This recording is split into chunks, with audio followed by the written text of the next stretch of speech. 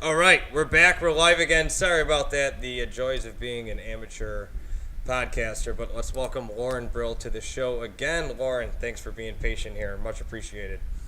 No problem. Thanks for having me. Yeah, definitely. So, I want to dive right into it. Well, first of all, I would like to say publicly, you are a superhero for jumping in at the 11th hour a couple weeks ago when I needed a guest. Someone bailed, and you were the first person to be like, you know what, I'm gonna do.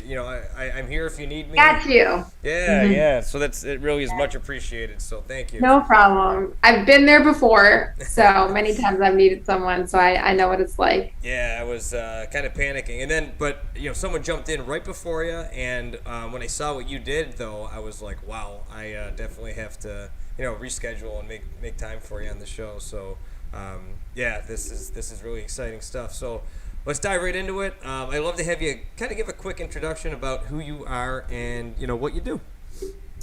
So I am an entrepreneur. I started a company called the Unsealed. It is a company that shares stories in the form of open letters, and the open letters are all inspirational or they promote equality, and they're meant to encourage unity and encourage strength and compassion in our world. And they're, again, all inspiring. I ghostwrite most of the letters, all the featured letter content. People can also submit their own content for our community voices section. We do a weekly conversation on various issues and topics that are meant to give people a safe space to have important conversations, whether they're conversations about social inequality or post-traumatic stress disorder or anything else that people are coping with in their day-to-day lives. Prior to the Unsealed, I was a sportscaster and a sports writer. I've been nominated for 7 Emmys. I won an AP Sports Award. So I had a pretty extensive career in sports. I worked on TV for 10 years. And prior to that, I was a writer for the NBA and for many other outlets. And during my time as a sportscaster, I kind of grew more passionate about social issues. And I really was inspired by all the stories I was telling, all the people overcoming adversity. And they gave me courage to share my own story. And unfortunately, when I was 16 years old, I went to a party with two of my best friends. Kids from another school showed up and they gave us drinks. And I remember having 1, 2 sips of that drink. And my very next memory was being naked on bed with two boys I didn't know who were assaulting me. And it was a secret I kept for 9 years. I tucked it away. I really couldn't process it at first, and then it was just too painful to deal with. And then eventually, because of my career as a sportscaster and because of all the stories I told about other people, I got the courage to share my story in the form of an open letter. And the open letter went viral. And that was the inspiration to start the Unsealed. When I saw the impact of my letter, I thought, what if I could take my story or my ability to write and apply it to other people's stories and amplify the voices of other people through my ability to write. And so that's how the Unsealed came about and how the sportscasting career ties into what I'm doing now. Wow, that is. First of all, thank you for sharing that obviously very personal story there. I know that's obviously, I'm sure, not easy for you to keep revisiting or talk about, but I think being open like that and transparent is definitely something that is inspirational and motivating for people, and especially with what you do now, it has to be incredibly just fulfilling in your day to day. I mean, you have to wake up every day just so grateful for the platform and opportunity that you have to provide for people that are not similar situations, but in situations where they have to get things off their chest and don't know where to turn, right? Yeah, I mean, and for me, I chose an open letter because I didn't want to just tell my story. I wanted to use my story to help someone else, Mm-hmm. to inspire someone else, to give wisdom to someone else, so that my story happened for a reason, right? Like if it just happened and it hurt me, and that stinks, right? But if it happened and it hurt me, but then I use it to show people that they can overcome challenges, that they can still achieve their dreams, then all of a sudden my story has a purpose. And so that's why the open letter format was one that I chose when I initially shared my story, and one that I stuck with when I decided to start a company. And so for me, the more I share my story now, the less pain I feel, because the more purpose my story has, and the more strength and power I see in myself and in my story when I share it. So as hard as it is to talk about what happened, I think it was a lot harder to hold it in. So I think it's something that I'm really proud that I've done, and it's something that every day I wake up excited to share people's stories, and not even just let them release pain, but also let them share their point of view and perspective. We've done a lot of stories about race and sexism and LGBTQ plus community, and it's not always trauma that people are releasing. It's simply their perspective and the experiences they have that will allow people to relate to them and be more compassionate and understanding of the world we live in and the different way each of us experiences the world. Yeah, And and so, I'll tell you, I think what you're doing is, especially in this time, everything seems to be left and right, black and white, up and down. You know what I mean? It just seems to be very binary in the way that people yeah, think. And pick a side. yeah, exactly. Mhm. It's like pick a team and blindly follow it. And there's nuance to every discussion out there. I mean, there is. And I think that what sometimes get lost is maybe the idea of we're a collective. We're Yeah, we're just all a huge human. community. Like if you think about our country, your state, your city, whatever, however you want to break it down. Even just if there's a room of 10 random people, those 10 random people have had 10 very different experiences on Earth. And Yeah, but we all experience similar human emotions. that's So right. that's Yeah. what connects us all. Yeah. So during the pandemic, I was watching this episode of Law and Order, and it was about a girl who was drugged in high school and then like years later went back and found out who did it or knew all along and like murdered them or whatever. And then when she got caught, she's like expressing all the pain she felt. Thankfully, I haven't murdered anyone, so I didn't relate to that part. But Knock on wood. yeah, yeah. But she was crying and releasing all this pain that she felt from what happened to her 20 years prior. She was about, my age. She was in her 30s and crying what happened 15, 20 years ago. And I related it to so much. And I started crying and I started really thinking about what I was doing with the Unsealed. And what I realized, and I wrote this and I posted it, I said that when I was assaulted, I never found out who assaulted me, but those boys, they didn't know that I was tutoring my friends. They didn't know that I was a loving daughter. They didn't know that I was president of my class or being recruited to play soccer in college. Like they didn't know anything about me. Like to them, I wasn't a person. And what I say is with the Unsealed, I'm trying to unseal the humanity in us all so that we realize that we all see the humanity in each other. If we can see that whether someone is whatever race or whatever gender or whatever sexual orientation or whatever part of the country they're in or whatever they believe in, whatever religion, we still have this common denominator of living this human experience. We all feel love, we all feel pain, we all feel sadness, we all feel disappointment, we all feel excitement, we all feel happiness. And we can relate to those emotions, even if we don't have the exact same experiences that catalyze those emotions. I love that. That's a crazy, powerful, unifying force. I obviously when we first talked about getting together and talking here, that video even that you produced that's on the homepage of your website is powerful enough. I showed it to my fiance. My fiance actually is watching right now, and she wrote, Hi, "Well, fiance. super power." Her name's Jenny, so if you want to give Jenny a shout out. Hi, Jenny. Thank you for watching my story. I appreciate it. She's been looking forward to this for a while, and believe me, she does not really look forward to many of these. So consider that a very high compliment. I appreciate it. Thank you. I appreciate the support. So I mean, obviously, what you're doing is incredible, and you're obviously very passionate about it. And I mean, we could talk for 7 hours just in the 1 minute that you talk. When you introduced yourself, there's a lot to unpack there. But and we haven't really talked about, talked outside of, just setting this up, but the point of this show is to talk to people who are doing really cool, inspirational type stuff and to motivate those to not just kind of drudge through life, to pursue their passions, whatever that may be. And I try to get as many different people from as many different walks of life doing as many different things to, if I could just, like you said, change one person's, perspective on the world for the better. I mean, that's the point of this. So I'm always interested in people's journeys. And now I know you said, pretty high level, starting with the story about when you were 16 and all that. And so early on, did you know you wanted to be a sportscaster, or where did that enter your life? Obviously, you were an athlete, so you're in that world. So kind of take us through that, because I love learning, like, life takes so many crazy twists and turns. You know, who'd have thought that when you were 16 you'd be doing this, you know, later on in life, and who knows where you're Yeah, like whoever thought that like I would write letters for a job. Right. But there's funny things that happened through the years that almost foreshadowed this. And I look back, I'm like, that is really weird. You know, like that is really weird. But not as early as a child. When I was 8 years old, well, actually even before that, when I was 6 years old, my dad bought Rangers tickets, New York Rangers. I'm from New York, for my brother for his birthday or for a holiday. And I was like, excuse me, do you think because I'm a girl, I don't want to go?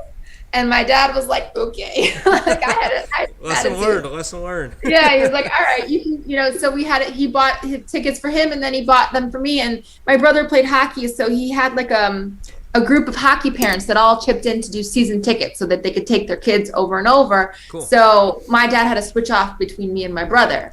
And then over time, my brother was like, Dad, I don't really want to go. Like, this isn't that much fun for me. And I was like, I'll go. I loved it. And at the time I had wanted to be an actress, but I realized pretty quickly I wasn't that good of an actress.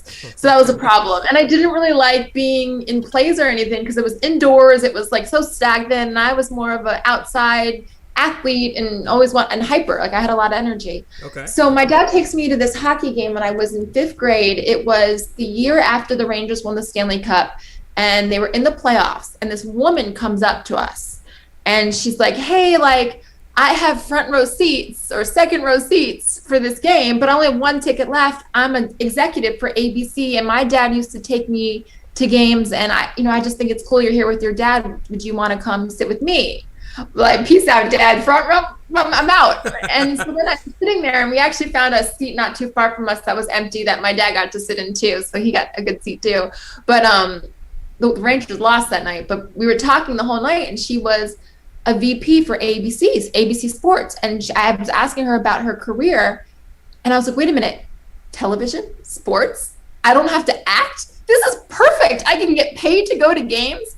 And it clicked all in that moment. I want to be a sportscaster. And then from that moment on, I think it was 5th grade. So I think I was 9 or 10. From that moment on, it was like, that's it. I'm going to be a sportscaster. And nothing was going to stop me. And I really believe that because I wanted it so badly, I was having problems after my assault. I lost 30 pounds. I wasn't focusing. I wasn't myself, but I wasn't going to let it stop me from becoming a sportscaster. So a lot of the things I was coping with, the dream was stronger than my fears. So because the dream was so strong and the passion was so strong, it forced me to leave my comfort zone. It forced me to face many of my fears. It forced me to walk in a dark parking lot at night, which as a sexual assault survivor is horrifying. But I had to be able to get from the arena to my car to cover a game. So I had to figure it out. So my sportscasting dream, that plant that was seeded the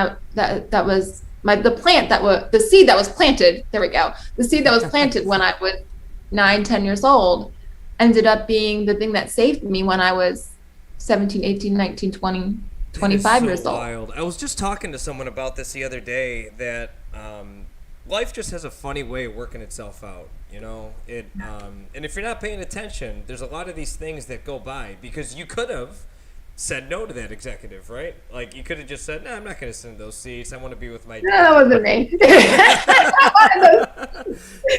No, there's no chance I was saying no to front row Rangers. We were sitting up high, like. Also, I got to say too, you were like, it was the year after the Rangers won the cup. I just want to be like, oh, humble brag, me from Buffalo. Yeah, and I actually was at my very first job in sports was as a writer for the NBA, and there wasn't enough seats one day at in the Knicks press box. So they're like, oh, that seat's empty. The person's not here. And I look at the name, and it's a woman. And there aren't a lot of, especially this is now going back to 10, 15. A little more than 10, 15 years ago almost, there wasn't a lot of women in sports. There was a couple every time you go, but it's like 1, 2, 3, and everyone else is men. So anytime I saw a woman's name, I was like, who is this? I want to know what their background is. I want to know who they are. I want to know how they got here. And so I see this name, Lydia Stevens, and I look her up. And I remember the woman I sat next to in that hockey game was a speed skater, an executive, and worked at ABC Sports. So I Googled this woman's name. She's the head of MSG. She's a speed skater, worked at ABC, and is an executive. And sure enough, it was her. And I emailed her. I'm like, do you remember me? And we had a meeting, and we're still in touch. And that was after not seeing her for however from 10 to 22.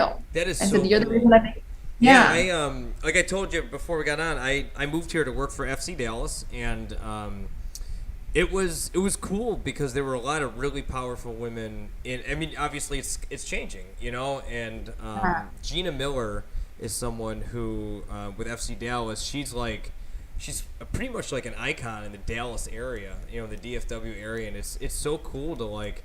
It was to be in her presence and to see, you know, she honestly, you remind me a lot of her, just very motivated and driven, and you knew from a young age that you wanted to do this, and I love to see it because I think diversity, you get, like you talked about earlier, you get a perspective from all different angles that I think just makes the overall product just a better experience.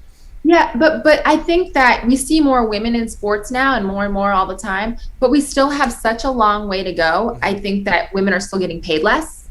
I think that with the opportunities women are getting are often not for everyone, but I think they limit a lot of women. So, you know, we still don't see a lot of women doing color analyst or play-by-play. There are some, but there are a lot more men, but we see a lot of women on the sideline. So there's still the people are still putting women in a box, and people are still paying women less, and that's a problem too. Because then you tell somebody they're valued less, right? And then that's an attitude that gets played out in society, and that gets played out in sexual harassment and sexual violence because, well, that a woman's less valuable than me, so why should I treat her any better? Yeah. So all those messages are getting embedded in our society. So yeah, we have more women, but I think there's a lot more work to do in really creating equal opportunity. I mean, you look at the NFL, they're trying, but there's still not a lot of female scouts. There's still very few female coaches. I think most of them are, well, there's some coaches, but you don't see them at the offensive coordinator or defensive coordinator positions. But now they're trying to build a culture where they can work their way up. They haven't even had the pipeline for it in the past. Right. So now they're trying to create those pipelines, but it's still a ways away until we have a female head coach in the NFL, I think, and that's something we need to work on. There's plenty of women who love football and who are capable of coaching football and who can learn the game and gain the players' respect, but we got to create those opportunities. So I completely more agree. women are in sports, but it still needs to, the field still needs to be evened out in a lot of ways for many reasons. I think a lot of times you think I could tend to think of stuff like that, like changes in, you know, social attitudes, like a barge in the ocean, right? Like it's not like a speedboat making a U-turn.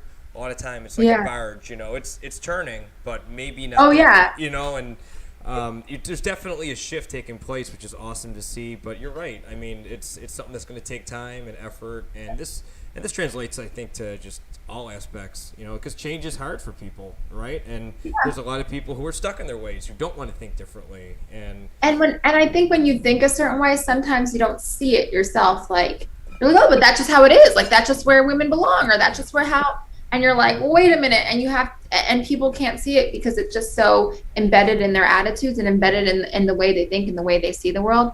And it's just a matter of continuing to push, continuing to fight. Women have to be themselves and stand up for themselves. And I think my generation is doing that. And I think the next generation is doing it even more. I think girls now, they grew up with the Me Too movement. Yeah. So speaking up is encouraged. Yeah. And I think my mother's generation, it wasn't encouraged to speak up about anything. Right. You had a problem, just, you know, deal with it. It's so I think that there is progress, and I think that my generation, the next generation, we're not gonna tolerate a lot of things that have been tolerated in the past, and that's a good thing. I think so too. Like we talked about earlier, I think something, and I'm guilty of it too. I think it's so hard to live outside of your comfort zone. And I think people not seeing potential is easy because if you live in your comfort zone, it just never happens, that potential. You know what I mean? Yeah. But then for the people that do challenge their way of thought, I mean, this is like an exercise that I focus on this. I think this way, and then I intrinsically like challenge myself. Well, why do I think this way? Let me look at other schools of thought. You know, like on Twitter and on Facebook, I follow just opposites on everything because that's awesome. You know, because it's inherently if you think a specific way, well, you tend to follow people that agree with you, and you just create this echo chamber, and you just go down that road to the point where if you hear a differing opinion on something, you can't even fathom that school of thought. Where I'm always like, I'm the sum of a lot of thoughts. You know what I mean? Like that's, and I think that's, and it's uncomfortable for people to do that because it is easy to just solidify a way of thought, and when you're 25, just be like, all right, well, this is me now, and I'm going to write this out. And that's why there's so much value in seeing other people's stories and listening to people's stories, because we all experience the world through our own lens, right? I'm walking through the world as a white woman with long brown hair, and that comes with certain experiences that it doesn't come with if you're a black man, right? So like we experience the world differently. The way what happens to me when I walk into a certain situation is different than someone of a different race or different gender or different situation. So you have to be very cognizant of that. But the only way to be cognizant of that is by listening to other people's stories. And it's so important to also be open to listen to other people's ideas, because that's how you get better. Yeah. Like I have my company and I do everything my way, and I brought someone else on board to help me part-time, and she's like, I don't mean to be rude, but I think this. And I'm like, this is great, because now you're challenging me to push further and do things that I haven't done or I haven't thought of, or maybe I was doing wrong and I didn't even realize it because nobody pointed out. I don't want someone who's going to do exactly what I do, because then I already have myself. Right. And I think it's so important to have people who are going to challenge you and who are going to question you and who are going to tell you, hey, I don't think that's right. Even if you don't agree with them, then you can kind of have a hash it out, and then you see what they see it's problematic in your situation and your school of thought, and you say what's problematic in their school of thought, and then you find a solution that's probably better. That's right. I think that's how the world grows, and that's how we as people grow, and that's why it's so important to be open-minded. I like to say smart people know that they don't know everything, but brilliant people know they know absolutely nothing, because there's just too much information in this world. Well, and the reverse, and I think the reverse too. When you meet someone that just is like, "Oh no, I definitively know this," I'm just like, "Okay." I didn't want to say it. I say not so smart people think they know everything. I don't want to be mean now. I'll take the heat for that. I'll say it. I'm trying to be nice, but yeah. No, because I really do believe that, because I think the more that you learn, the more that you realize all the stuff that you don't know. There's so much out there. You unlock one door and it unlocks 10 more, and then you go in one of those doors and it unlocks 10 more, and you're like, oh my God, what don't I know? And then you meet someone who's like definitively like, no, I know this, and it's like, do you? I don't know. And starting a business, I'll tell you, that'll humble you, because you're like, I have this idea and this idea, and you're like, sure, some idea is going to work or some strategy, and then you fall flat on your face, and then all of a sudden something else is working, and you're like, why is that working? Like, that was by accident. Like, what is going on? Like, when I started, I thought I needed to get all high profile stories, and that's how my company would succeed. And like, I did a high profile story and no one read it. And then I did a story about a mom who had a child with Down syndrome, and this story is going viral across the country. And I'm like, what is going on? And I realized it was relatable. Yeah. There were so many people who had children with special needs. Every mom with special needs in the world shared this story, whereas someone who's an NFL coach, well, it was a powerful, good story, it wasn't necessarily as relatable, because there's only X amount of professional coaches in the world. Right. Yeah, they look at that, and that makes sense. But it's not. I think the biggest thing to the advice I think to take from that is just start. Just if you have a passion, just start going in that direction. You figure it out as you go, right? Yeah. And there were some really weird things with starting the Unsealed, because I never saw. I knew that I wanted to take sportscasting for a while and then do something else. I always knew that in the back of my head that there was something else out there, but I didn't know what.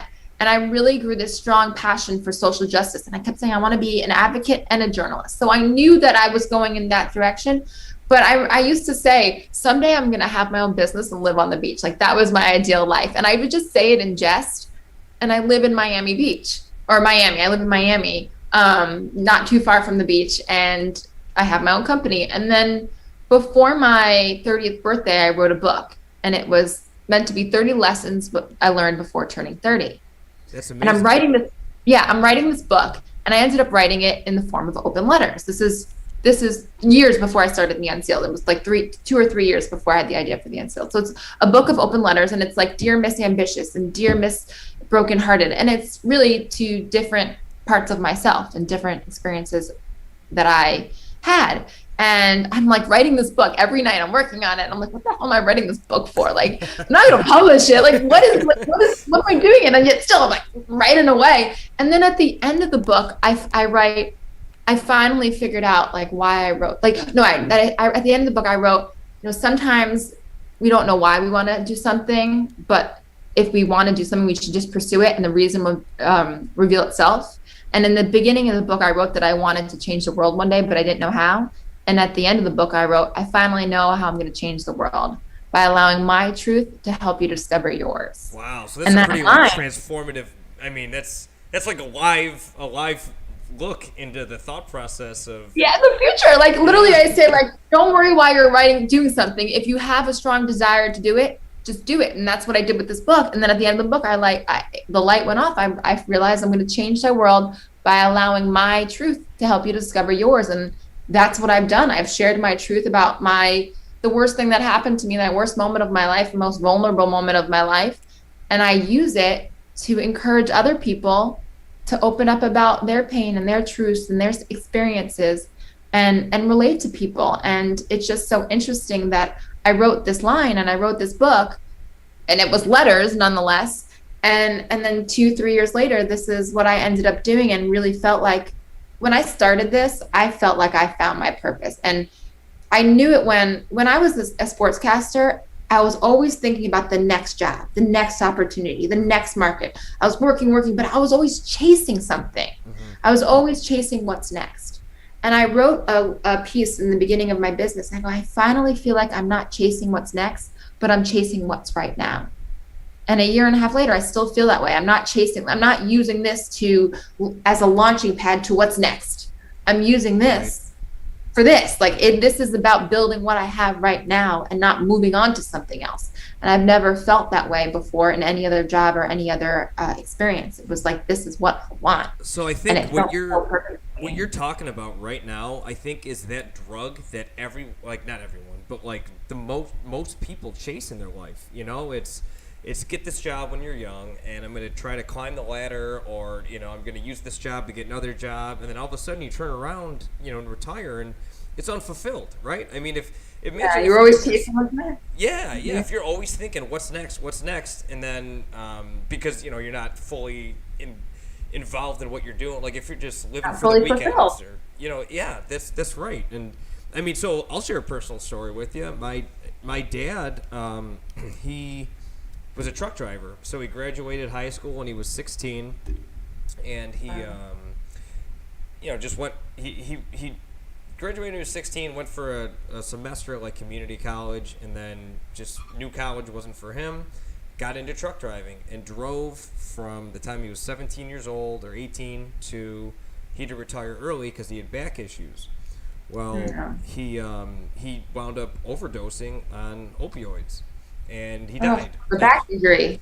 Yeah. Sorry. Yeah, and it was a year into his retirement. And, seeing firsthand his life. I mean, being a truck driver is obviously not a very easy job. It's, he got a hernia, an umbilical hernia at one point because you have to, like, lift the dollies to transfer the truck. Like, just all kinds of crazy, and, the wacky. And driving. Driving is horrible for your back. Sitting like this for hours, and, the hours that you work, and, weekends and overnights and the things that he missed, growing up and stuff. So, I mean, that lit a fire under my ass, I'll tell you, because I was 29 when he died, and I was at a job that I just was unfulfilled with. It was just, it was a paycheck I got, living for the weekends, it was that kind of thing. And something like that completely just shifted my mindset, and it was, that changed my mindset to like what you're talking about, where I had to find something fulfilling, and it's one of these things that I'm not going to give it up until.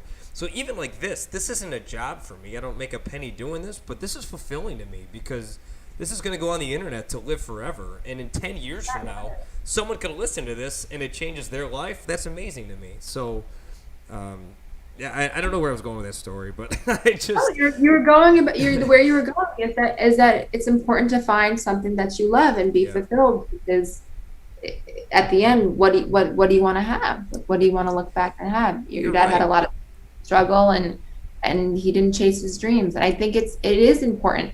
It is very important to find something that gets you to wake up in the morning. And people think you have to have a whole plan figured out, right? Like, this is how we're going to do this, and this is this, and if you wait to have it all figured out, you're never going to start, because you never have it figured out. And like, once you have something figured out, then a global pandemic happens and you got to change it all. So like, you're constantly adapting and constantly adjusting. And when I started, I didn't really tell my parents this, but I had no idea how I was going to make money. I was like, oh, no, I got it. Like, yeah. Like, I got a plan. We're going to get sponsored. Like, it'll be fine.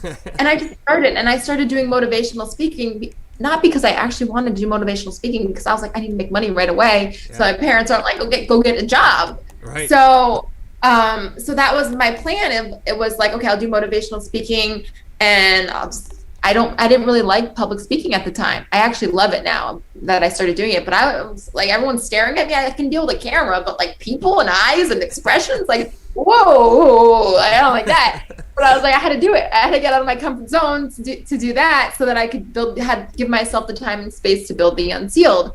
So I started doing public speaking. And then while I was doing public speaking, I started to figure out how to make money from the site. And it's constantly changing, and I'm still trying to think of new ideas, but I figure it out as you go along. Yeah. Like, if you have a plan all laid out, that's wonderful, but I mean, half of it you're not going to even follow through with, or half of it's going to change when you start doing things, because you're going to see, well, this doesn't work, and this has to be there, and this resource needs to be allocated there. So you can have a plan, but don't expect to follow it. And if you don't have a plan, have a vague one and just go for it and see what happens. But like, follow your heart, because when you are passionate about something, you will work your butt off. And when you work your butt off, good things happen. That's the Mike Tyson. One of my favorite quotes from Mike Tyson is, "Everyone's got a plan till they get punched in the mouth." You know, and that's that was this year, right? In the mouth, you get back up again, and you keep fighting. That's right. Yep. That's that was this year. Everyone got punched in the mouth. You know, how are you gonna react to it? You know. Yeah, I had 9 speaking engagements that got canceled in the month of March, and I was like, all right. But then I started focusing on developing the more of a business on the site, and I did, and it grew a lot, and now I have the foundation there, and now I'm just trying to put together the speaking and the website so that the two communities collide. But I was able to build a foundation, and it's about adapting to the situation at hand and figuring out what's in front of you. And with a business, that never changes. You never are like, oh, I have it all figured out, I'm done now, I'm just gonna stretch out, relax, and watch the money come in. I mean, I've never seen it happen, and it certainly hasn't happened yet for me. That's right. I think you're constantly adapting, and you're constantly evolving, and you're constantly figuring out new ways to grow and to sustain the product you currently have.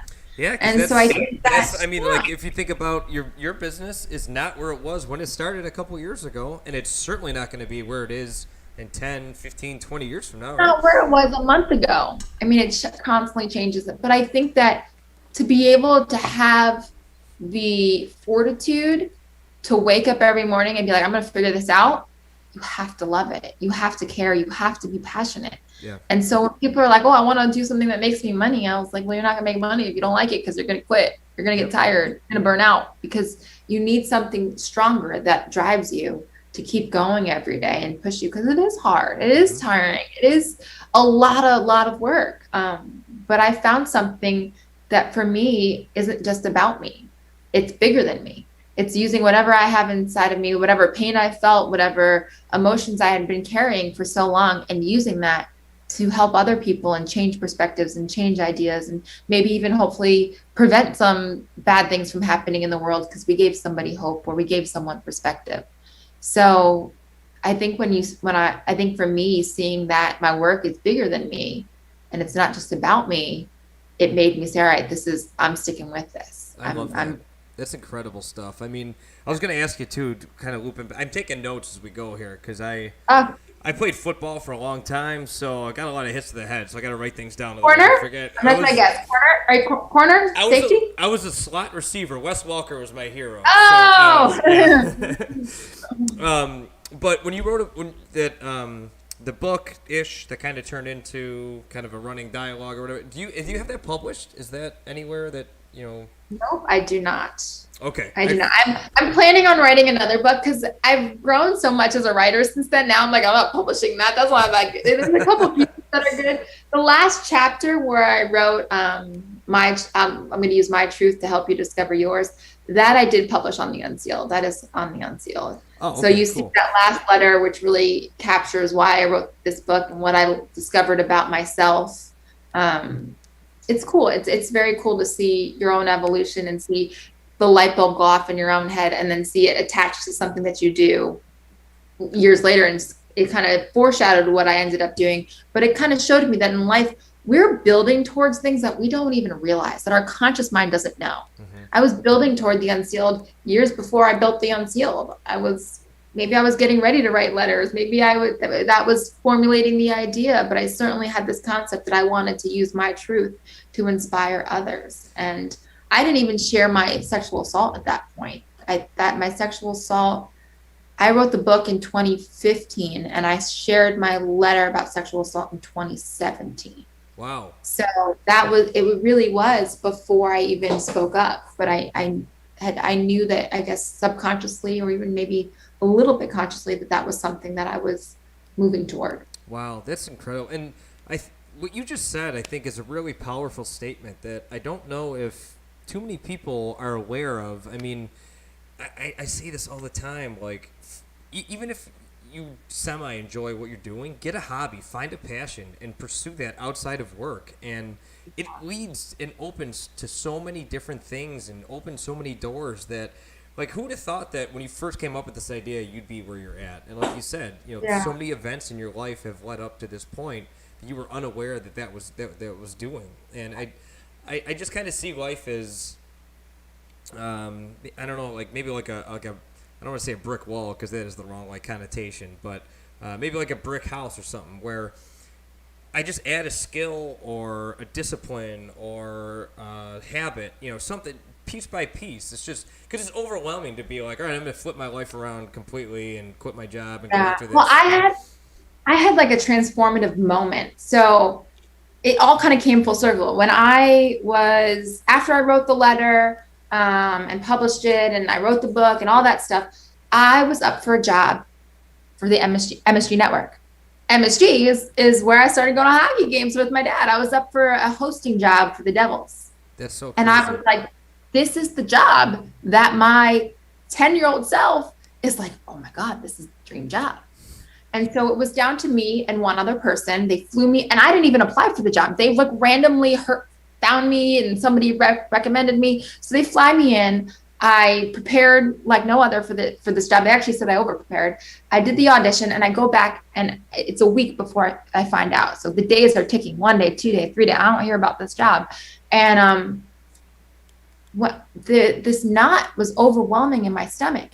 And I realized, if I get this job, how am I going to be an advocate for social justice? How am I going to tell my stories? There was all these new passions that I had developed since my dream started at 10 years old that made me realize I don't want my dream job anymore. I'm scared to get my dream job because if I get my dream job, I don't get to pursue my adult passions. Yeah, that's tough. That's a cognitive dissonance right there, right? I mean, that's... And so I ended up not getting the job. I went to a really talented young woman who ended up accepting the position. And I was relieved. And I was like, okay, now that I realized, like, I don't want the dream that I wanted when I was 10 years old. It's the dream has changed. Yeah. I got to figure this out. And so I started traveling all over the country to meet with different people, met different jobs. And I realized the job I wanted didn't exist. I wanted to be an advocate. I wanted to empower people. I wanted to inspire people. And I also wanted to be a journalist. And journalism is this whole idea that you're neutral and you don't give your opinion and you're not an advocate, you're delivering the information. So it was like completely contradictory to what conventional journalism is. So I was like, well, how am I going to do this? And I realized if I really wanted to follow my passion, if I really wanted to have what is now my dream job, I needed to create it. And that's when I was like, all right, I'm going to go after the Unsealed. And it was this gut feeling of like, you have to do this. And I had it before when I wanted to be a sportscaster. It was like, I have to do this. I have to figure it out. And then I got this jolt in my stomach again, where I was like, you need to go figure out how to start your own company. And I knew when I had that feeling, because I had had it before, that nothing was going to get in my way. Like, this is something I was going to do. Like, I was going to knock down any barrier needed. And if you told me no, I was going to do it anyway. Like, I would be homeless in my car figuring it out. I'll tell you, that's something that what you just that whole scenario that you just laid out. That, I mean, chills, because I listened to so many. I'm an endurance athlete. I'm a triathlete, and I spend hours on the treadmill and the bike, and you see it behind me. But I listened to so many YouTube like motivational like movies and motivational like like hype videos and stuff like that. And one of the common threads is just that. It's just relentless, like fanatical, just passion, and just finding that. And then once you find that, like what you want to, just go after that as hard as you possibly can. And that is contagious. I mean, everyone that because you could take your concept and put that in the hands of someone who is just out to get the money with it, and you're going to come out with two very different products. One's going to be successful and one's not. And I mean, this is my heart on a website. This is my heart on a website. And if you read the stories that I write in my own voice, you'll really hear like who I am, what I'm about. Like, I'm really putting my whole heart into this. This is really something that allows me to be vulnerable in my own way. And it's also my way of healing. I'm not somebody who cries. I'm not somebody who deals with emotion the way most other people deal with it. And so for me, my website is my healing. It's me getting my power back. Or not that I ever lost my power, but it's me recognizing my power and putting it into action. So it's coming from a place that is so real. It's coming from emotion. It's coming from my heart. And I think when you find that outlet, when you find that passion, when you find something that allows you to express yourself in a way that allows you to dig deep and really reveal who you are, that's special. And that's something that I don't think somebody else can replicate. It's you can replicate maybe the business model, but you can't replicate the passion of the heart or the authenticity that people recognize when they see your work or read your work. And that's exactly the word that I was just going to say too. I think that especially nowadays that everyone does have a platform.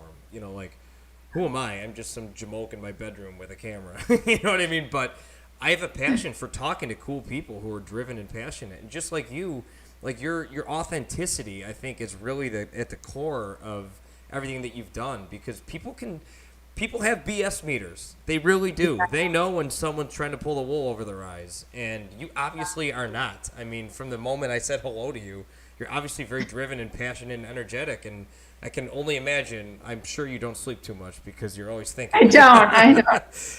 I'm trying to actually lose. I gained a little weight, and I during the quarantine somehow, because I've been exercising. I don't know how, but I'm like, I gotta sleep, because when you don't sleep enough, it slows down your metabolism, and I just like can't get myself to sleep because I'm too busy. Yeah. Like, I'm like working until I fall asleep. I was like, I gotta go to sleep. Gotta lose those pounds. I do this stupid thing. My mind's always going a million miles an hour. I'm always thinking about stuff, and I don't know if you've experienced this too, but I wake up, for some reason, I wake up at 3 a.m. every day.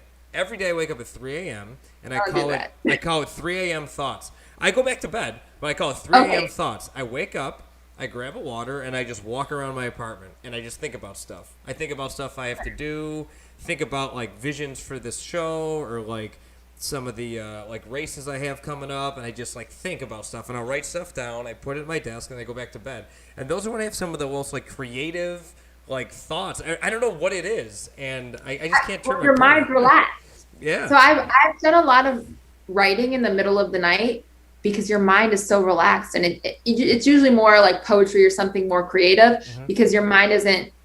When I'm half asleep, I'm like, I'm almost like a trance. But I usually go to bed like 2, 3, because I worked in local news, right? So I used to get off at 11:30 after the 11 o'clock news. 11:45, I'd leave the studio. So after you get home at 12:30. You need a couple hours to unwind. You can't just like turn off and go to bed. Yep. So for the past 7, 8, 9, 10 years, I've been going to bed at 2, 3 in the morning. So I'm already used to that. Yeah. But now I try to wake up around 9.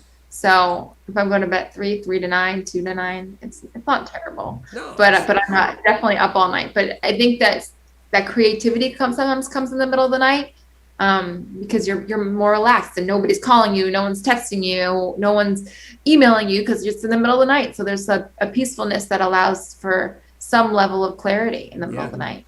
No, I agree with that too. I never was an early riser, and I've completely because I used to work 4 to 9, or 4 to midnight.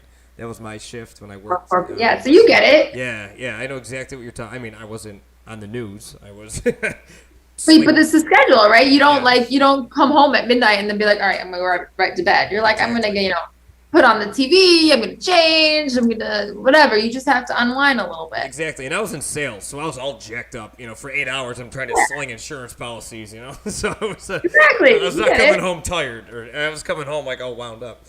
But I did want to. Okay, so getting back to the Unsealed, I did want to talk about that a little bit more in detail. I was going to ask you to share. Obviously, I don't want you to rank the stories, but what are some of the more powerful, if you could give us a couple examples, I mean, some stories every story has its own nuances and its own reason why I think they're powerful. I mean, some of them are more extreme situations. We've done stories about a woman who at 11 years old was selling at 11 years old, she was having sex for food. And she grew up and she got herself an education. She is married. She has kids. She is now mentoring young girls. So that story was incredible. She's an amazing woman. She actually wrote a book. Her name is Dorsey Jones. And then I've done a story about, more common, I would say, challenges, like a young girl who had a stutter. And she wrote her letter to people who will meet her for the first time, basically asking them to be kind. This is my story. This is the pain I felt when people have made fun of me or been mean to me or have made comments. And this is why you should be kind. And her letter was really confident and powerful. And she's an amazing girl. She had a social anxiety for a long time because of her stutter. And then she ended up making a good group of friends and gained some confidence. She ran for president of her school, her class or school, and she won. Gave a speech. She won. She's amazing. And we wrote about that in her letter. And her letter went viral in her community. And her father called me 9 months later, and she's only 16, 17 years old, and said, I see a difference in my daughter. My daughter is more confident. She doesn't let things people say or do hit her as hard. She lets it roll off her back a little bit more easily. Is that the expression, roll off her back? But she doesn't take it to heart as much. And he said the letter and putting her voice out there and seeing people's reaction to it really empowered her to be more resistant to the negativity out there. So, it's not the most traumatic story in the world, but it's traumatic for her. She had challenges, and it's powerful and emotional for me to know that her sharing her story and me being a part of that journey made a difference. And when you're a 16-year-old too, I mean, things are amplified when you're, especially as a female, like a 16-year-old girl, female, like that is. Can we say your name? Are we allowed to say your name, or is Morgan? What is it? Morgan. Shout out to Morgan. That's awesome. Keep it up. You're gonna do great things in life. She's amazing, right? Yeah. And when she told me, she's like, "Well, I ran for school president." I'm like, "How'd that go?" "I won." I'm like, "That's amazing! You're amazing. That's amazing." And she was like, "Really?" And I was like, "Yes." Sometimes when we do great things and overcome adversity and do things that are really hard and challenging, we sometimes don't recognize it because it's just our lives, right? Mm-hmm. But when we have the outside looking in and say, like, "Wow, that's amazing," you're like, wait a minute, I am pretty badass. And it's important that we all recognize that we've all overcome things, because when we realize that we're strong, we'll pursue things that are hard because we know we can handle it.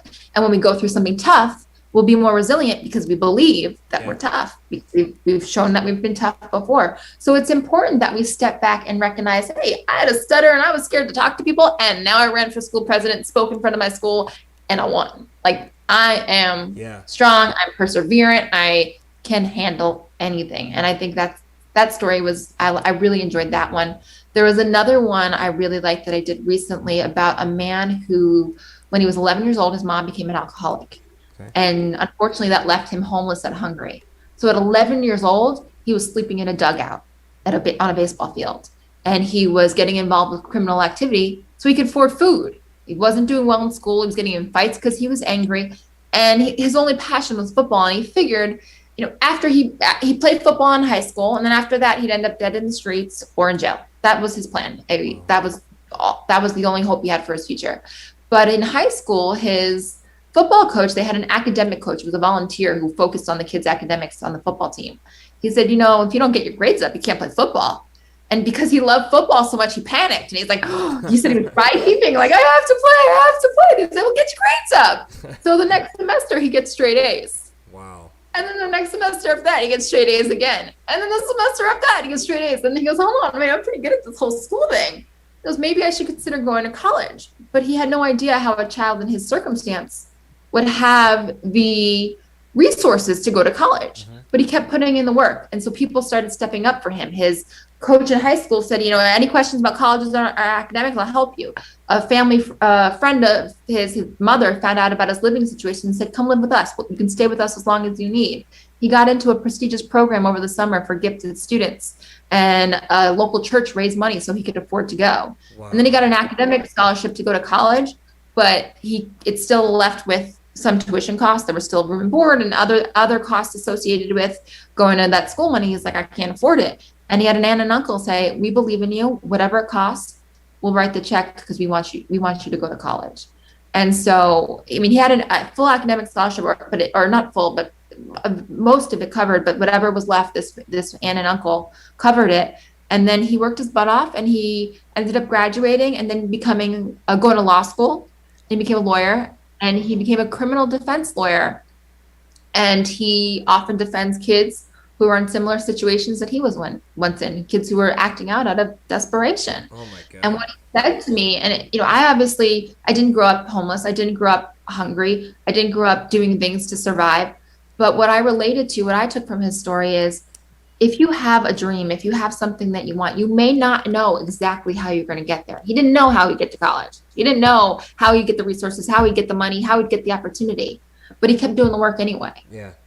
So sometimes he said it's important that you have faith in where you're going, even if you don't know exactly how you'll get there. And the miracles will come. And if you believe that the resources will come, you'll be able to recognize them and accept them when they do. So for me, starting a business, I'm like, I don't know how I'm here and I want to get all the way up there. I don't know how that's going to happen. But because of him, I'm reminded that I just have to keep working and have faith along the way. And things have happened where I'm like, whoa, like I didn't see this happening. And it helps me forward. And that story was really, really resonated with me, even though it was so different than the nuances of the story. His story, his path, his journey was so different than mine, but the lesson and the message I've really related to, and I think everyone can take something from his story. No, that's man. I got chills all over the place talking about these people, man. And something I wanted to ask you too. So, just obviously, I'm learning about this as we talk here, but it sounds like this isn't a one-way communication. Like, it's not like someone writes an open letter and you're like, "Thanks, post, done." It sounds like you. I write it for them. So I ghostwrite all the letters. So I'll interview someone, and because writing is something that comes. I don't want to say comes easily, because it was actually my worst subject in high school. But for some reason, I'm able to write as an adult. I really worked on it in college, and I really became a much better writer in college. And so I will interview the people, at least for our featured letters. I'll interview the people, and then I will use their words to write the letter for them, and then I'll send it to them, and they'll be like, "Hey, can we change this?" That letter that I did with Chris, the one about he was homeless and hungry as a child, we really wrote that together. Like, I was at the computer, he's texting me, "Can we add this line? Can we add this person? Change that here?" And then we were on the phone, and we're adding stuff on the phone. So it's really a joint effort. So I'm kind of like the vessel. I write it, and I just make sure that it's sound and easy for people to digest, and their message and their story really gets highlighted and comes across clearly. But I use their words, their emotion, their heart, their sentiment, and they help. It's a process we do together to make sure that their message is conveyed effectively. And they're given the go ahead. They're like, "I love it." So put it up. Yeah, nothing gets published until people say, "I love it. You can publish it." Because I don't want to take someone's story away from them. And I don't want Right. someone to put something out there where they don't feel comfortable with it. Right. So it's really about empowering people. So I can't empower people if I put something out there that they don't like. And there's been situations where we've done very heavy stories and the person thought they were ready to share. And then I wrote the letter and they were like, I'm not ready for this. And they changed their mind. And I obviously I don't want that to happen, but that's okay too, because that's part of it. That's part of the process. It's personal stories, it's emotional stories. And if you're not ready, you're not ready. And some people don't know until you say, hey, I'm about to publish. And they're like, oh, no. I mean, it has to be that moment. I mean, it's the internet. It's forever. I mean, it's like almost an infinite number of people that have the ability to read that, and it's a vulnerable moment. So that definitely, I can see where that it's is super vulnerable. Yeah. I mean, and I went through that process sharing my letter. And when I published my letter and I posted it on Twitter, I spent 2 months writing my letter, changing it, rewriting it. Like this was a big deal for me to tell this story. It was something that I had held in for a really long time. By the time I wrote my letter, I told my family and close friends, but I mean, my ex-boyfriends didn't, like, there was a lot of people that were significant people in my life that I hadn't told. And they weren't surprised because of certain behaviors and fears that I had, but they were like, okay, well, this all makes sense now. But there was a lot of people that did not know. So when I published the story, it was really like coming out in a way. And really, and I also was that girl that, like, you know, I went to an Ivy League school. I was president of my class. I was a star athlete. Everyone thought my life was perfect. And I'm thankful for everything that I had. But I was going through something. Like, I was struggling too, and nobody knew that. No one saw that. And so for me to be able to be so transparent and put it out there was a big deal. And when I saw people retweeting the story, and I had athletes that I covered in the NFL writing, I got your back, you know, we support you, we love you.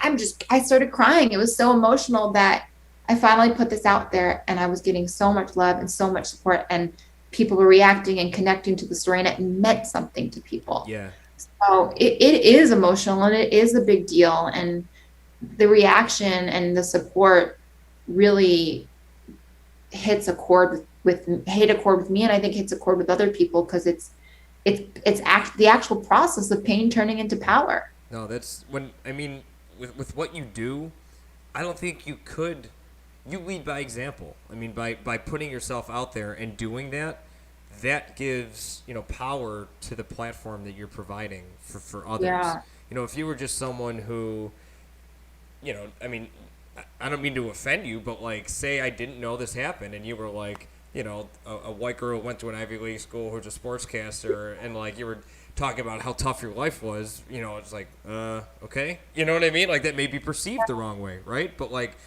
you put yourself vulnerable out there. And what was that moment like when your hand was on the mouse and you went to hit click? Like, what was that moment like? What did you expect? What did you think was going to happen next? Yeah, so my station actually tweeted it out initially on the station's website. So they were the one, and I was home it was at my neighbor's apartment. I lived in an apartment building, and I was at my neighbor's apartment, who was my good friend. And I shared it. They shared it, and then I shared it on my Twitter, and then right away people started sharing it. And I'm not a crier, I'm not emotional, and I started crying. I was like, it was a release. It wasn't sadness, it wasn't joy. It was, you know, when I give my speech to kids, I tell them to take a deep breath and hold it for 10 seconds and then let it out. That's what it felt like. It felt like I could breathe finally. It felt like I was holding in my breath for 10 years, or at that point it was longer, and that I could finally breathe.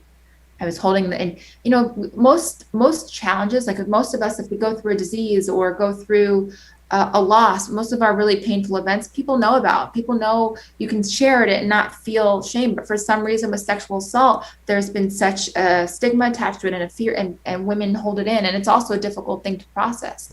So it's something that I was struggling with and I was holding in. And when you hold something in, even if you did nothing wrong, it still creates a level of shame because you're hiding it. Why would you be hiding it if you didn't do anything wrong? Right. And so when I let it out, it was almost like there was a skeleton in my closet for all these years, but it wasn't my skeleton. Right. I wasn't the one who did something wrong. Right. So I was basically taking that skeleton and saying, here, world, let me give it back to who it belongs to.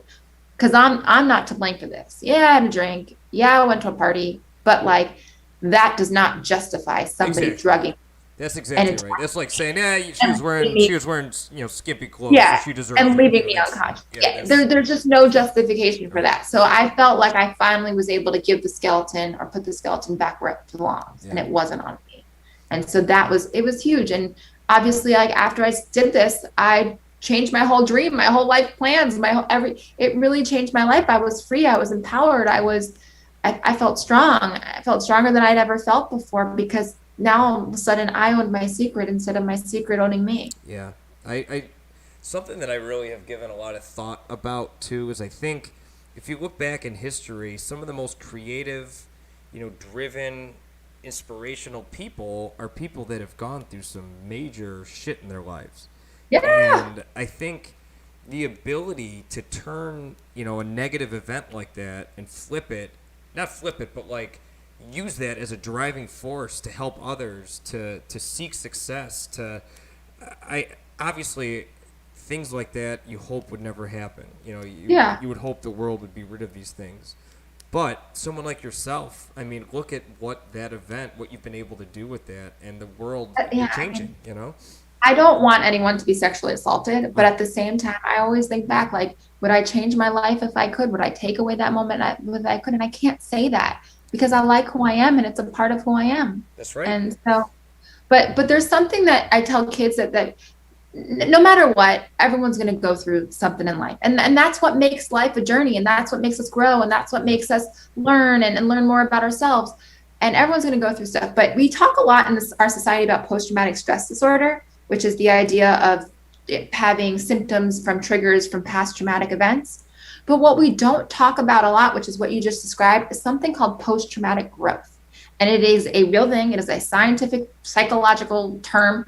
And it's the idea that after something traumatic happens, you actually end up better off, or not better off, stronger in some way, or better in some facet than you were before the traumatic event. And 30 to 70% of people experience post-traumatic growth. And I think just knowing that is important because then you go through something hard and you don't think, okay, my whole life is over. I'm going to have PTSD forever and I'm going to be depressed. But no, you can actually grow. And the way I describe it is if you think about an athlete, right? An athlete gets the ball at the end of the game, the buzzers, it's all tied up. They're taking the shot from 3-point land at the buzzer and they miss. So they just lost. They lost the game, or it goes to overtime, whatever. They missed a shot at the buzzer and it cost their team the game.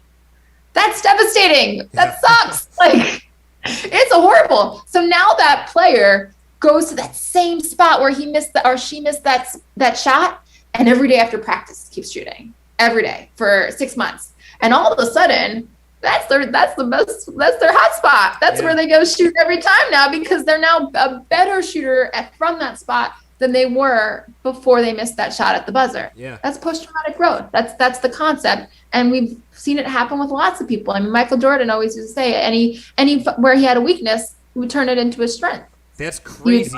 Crazy that you just mentioned that because I'm listening to a book. It's called The Confidence Gap. And that's literally the example they use is Michael Jordan. Because I've been recently, like, really obsessed, not recently, but, like, I'd say the past 5-6 years, been obsessed with just mindset and personal growth and development and just learning different strategies. And in the confidence gap, it's understanding your relationship with fear and motivations. And it goes right in hand. I'd never heard of post-traumatic growth. So that's an interesting concept. So. And I had never heard it until someone told me during a story, and I'm like, excuse me, can you say that again, please? Well, that was a little too nail on the head for me. I mean, like, when you mentioned it to me, I'm like, wow, you just described me. Okay. Yeah. So in the book, though, that's exactly right. Is too many of us want to, like, talk about maybe our strengths and just live in the world of our strengths, but, like, find your weakness and work on that, and that's where really you can find that, take your life to the next level. Not even just in sports, if like you said, I don't know, like this was my worst subject. It was the only honors class I didn't get into freshman year, and I was so pissed. There you go. See, that's exact. And I love the idea of just, I don't know, I don't want to sound like harsh when I say this, but the idea, I know so many people that, like, at 25, they were just like, all right, well, this is it. You know, I found my job the rest of my life, and I'm just going to do this, you know. And it's like, there's no But growth. everyone's different. Everyone is different. That's right. But I just think that just be open-minded, you know, like learn a new skill, get a new hobby, like just something that like, it is easy to be safe, and I understand why people seek comfort. I mean, it's in our brains. We were designed that way, right? I mean, if you know, were just, you know, in disbelief of the harsh reality of the world, and you walked out, you get eaten by a saber-toothed tiger, right? I mean, it's like we're wired to, you know, seek safety. But I mean, if I did that, like, I just know how much better my life has become over the past 5 or 6 years because I've just been, you know, that growth mindset. I did a story with a Holocaust survivor, and so she was, and then she escaped the Holocaust when she was a little girl. But then she came here, and she had a husband that died. Then she had a daughter that died. Then she had cancer. Then it was just like one tragedy up the next. And I'm talking to her, and she's like the happiest person. She's like 80 something years old, or maybe even older, and she's the happiest person in the world.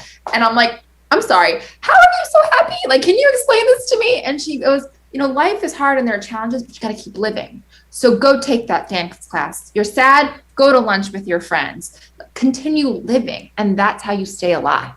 That's how, through these challenges, you keep growing and you keep enjoying life, is by continuing to live. Because if I stayed home all day, every day, I'd be pretty sad about all these bad things that happen in my life. But I keep living and I keep finding new ways to enjoy life.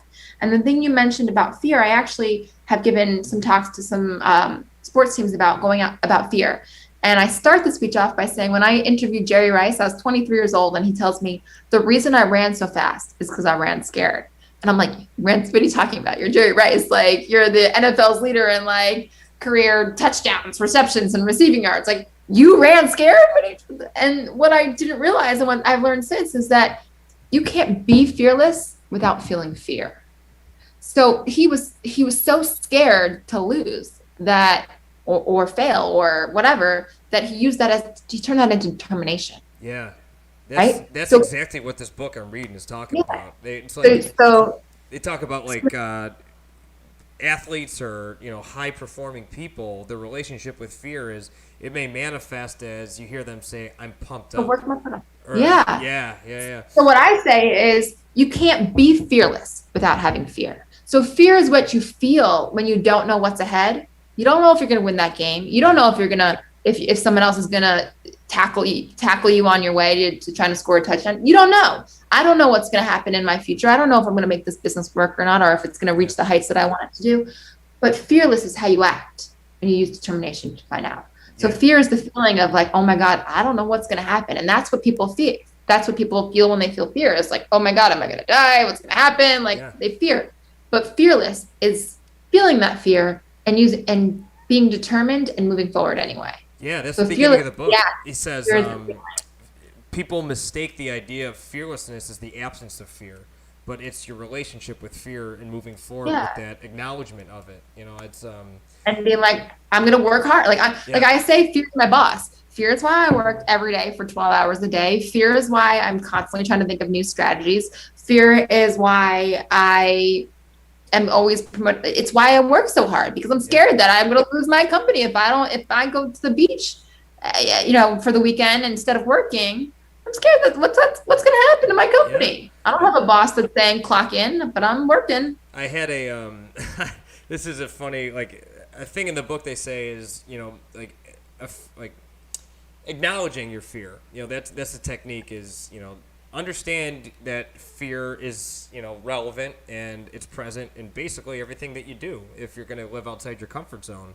And one of the techniques is like, say, I don't know, you're scared of crossing the street, or I don't know, and you're going to get hit by a car. Like, you won't cross the street because you're scared to hit by a car.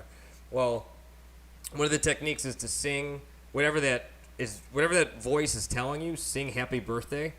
Like, something that you see, you know what I mean? So like, I'm gonna get hit by the car, and then it just kind of like dissipates that fear in a way. Or it's another one is like, think of a cartoon character telling you that, like Homer Simpson saying, "I'm gonna get hit by a car," you know. And I did. So I had a triathlon on Sunday, and it was my first open water swim and race of the year, and I mean, open water triathlon swimming is terrifying, and it was 44 degrees. The water was in the low 60s. You know, you jump in the water and you seize up. You know, you can't really breathe. And I compete for Team USA at the amateur level. That's so cool. And I should have no fear of swimming in an open water race because I've done hundreds of them. But every race, I'm freaking terrified that I'm going to drown. Oh. You know, but I used that technique. I was standing there on the dock getting ready to jump in the water on Sunday, and in my head I had Homer Simpson, telling me that I was going to drown. You know, it's so stupid. But oh my gosh. It helps though. It's I mean, I think you have to find what works for you. It's the same thing with coping. You have to find your coping mechanism. My biggest fear was starting my company. My dad thinks that like I'm Wonder Woman. Like he thinks that if I flap my arms hard enough, I'm gonna fly. Like my dad just thinks so highly of me, and I know that, and I know it's all coming from a place of love and just being a great dad, right? But at the end of the day, I'm like, what if I fail and I prove him wrong? Like I'll be exposed. Like if I don't think this company works, then like he's wrong, and I don't want him to think he's wrong. I want him to be right. And so when I first started my company, I was like really stressed, and like I wasn't like taking any breaks. Like I was like nonstop. And he's like, you need to eat. And I'm like, Dad, I'm just so scared. And he's like, what are you scared of? I'm like, to be honest, I'm scared of disappointing you. I'm scared that it's not gonna do well, and then I'm not gonna be as great as you think I am. And he said to me, the only thing that can disappoint me is a bad attitude. You wake up every day with a positive attitude, and I'm happy and I'm proud. And that gave me so much freedom, right? Cool. I can control waking up with a good attitude. Right. I can't control my other things, but I can control waking up and say, today I'm going to do a good job. Today is going to be a good day. And because of that, because I wake up every day with a positive attitude, because I don't want to let down my dad, it actually helps me do better. You wake up thinking somebody's going to sign up today, or someone's going to do this is going to happen today. Well, then you keep working until it happens because you believe it's actually going to happen. Yeah. If you don't believe it's going to happen, then you're like, I'm going to stop trying. This is pointless, right? So that positive attitude in turn, I think, has helped me become more successful. But my dad says the success doesn't matter. It's the attitude that's important. So it becomes a relationship. So that's what helped me is my dad telling me that, and saying it was such a gift. I always like, thank you, Dad, again for being like great dad, Mr. Wonderful Father. That's awesome. I love that. And I mean, having the support like that has to be, just so. So are they where do they live? Are they still in New York? So they're in New Jersey. They live in New Jersey. So I haven't seen them in over a year because of the pandemic. So that's been hard. But I mean, my mother she unfortunately lost her job during the pandemic. So now she has a full-time job at a zero salary working for me. That's awesome. Put her to work while you can, right? Yeah. And but it's so cool. Like I've gotten closer to my mom and we were close before, but she's, calling me, should we do this? Should we do that? And people always say it's so hard to work with your family. It's not really hard when they do anything you tell them to do. That's the trick. You figured out the secret. Put that in your next like it's not hard when she's like, what do you need me to do next? You just do this. Hey, can you do this? It's not hard.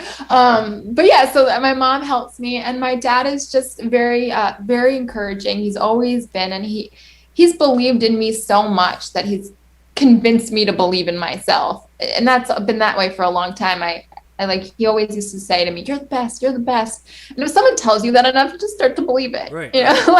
You start to believe I can do that. If I'll figure it out. I'm smart, I'm capable. And he just reinforced that throughout my whole childhood, that I was capable and competent, and anything I wanted to do, I could do it. And whatever I wanted to do, he wanted me to do. If I want to start my company, he wants my car. I was going to say, he learned his mistake by not inviting you to that hockey game when you were 6 years old, and then from there. Yeah, he did mess up there. That was, but he learned. And he always used to tell people, and I wrote a letter about my dad, and I put this in the letter, that, he tells people, my dad's a lawyer. He's like, I have come across the scariest judges in the world, and the meanest judges in the world, but the only person who scares me is my daughter.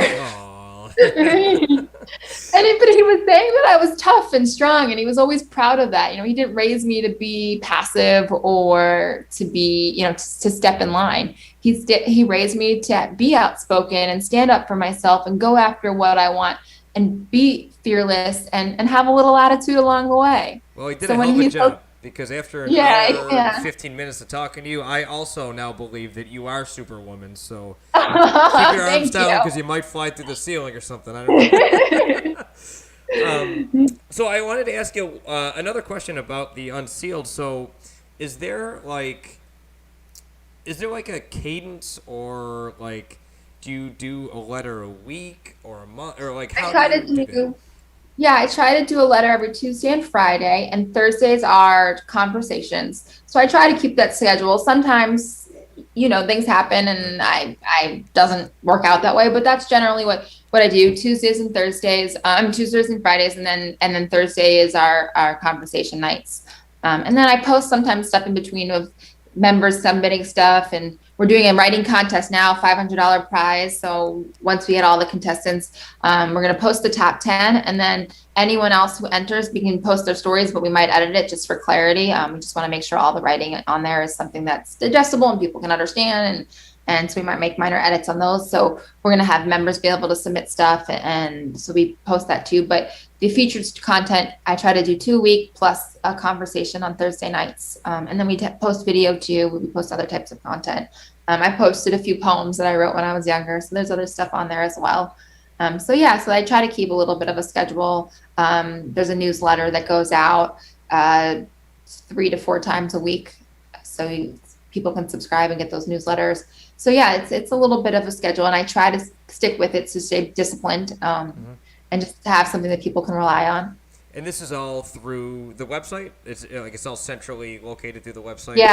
Yeah, everything goes through the unsealed.com. I started to explore like podcasts, YouTube, but I was getting so many more visitors on the site than I was getting anywhere else. I'm like, why am I spending time getting 5 hits on a podcast or YouTube when I'm getting 500,000 hits on my website? Right. If it ain't broke, don't fix it. Maybe we can get you 1.5 million and 3 now. So there we go. Yeah. And the other part of it too is like you really have to gauge your time. Like it doesn't take it's not a big deal to post on this thing or that thing, but everything takes time. So you'll spend so much time stretching yourself thin, and if it's really not adding that much value, well, then you just took away from time to write or find a story or do something that's adding more value than that. Because everyone's like, oh, it doesn't take that much time to do this or do that. I'm like, yeah, but it still takes time. Right. And when I was trying to get on every single platform, YouTube, TikTok, whatever else is out there, I spent so much time trying to like spread myself on all these different platforms that I came around. I was like, oh no, I didn't write a letter this week.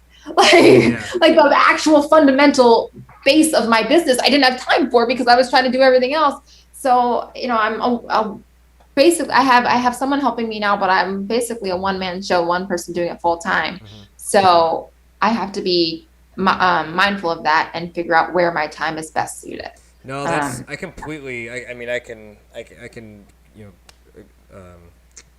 think of the word I'm trying to say, but I empathize with you because same thing. I mean, and I have a full-time job, so and triathlon training, full-time job, and I've really gone all in on YouTube. I because I do like a daily vlog and kind of stuff to follow my triathlon endeavors and all that stuff. But like you said, no one sees what goes on behind the scenes.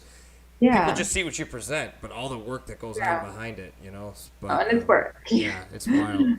Well, we're going to put the link in the show notes, so anyone who's listening, you will have the link in the website, and then you can follow Lauren on, what are we going to put, your Twitter? Twitter, Instagram, Facebook. I'm the easiest person in the world to find. Make it even Message easier. me, say hello, say what's up if you guys are listening. I always answer my messages. You can send it on Instagram, Facebook. Just message me, say hi, say you heard the interview.